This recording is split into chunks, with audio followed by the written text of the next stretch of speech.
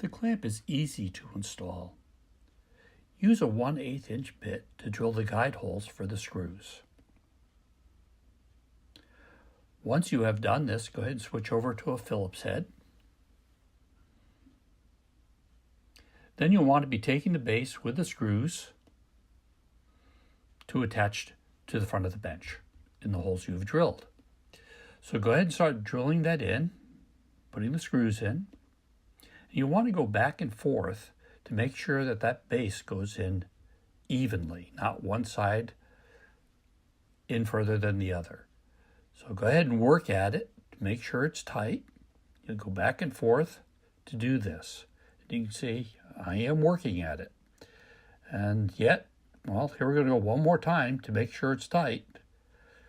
Oh, well, once it's tight, it's on there, go ahead and pull the lever back on the catch on the bottom.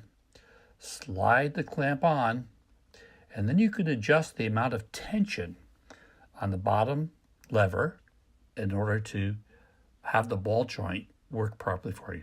Then to take it off, just release the lever and you're done.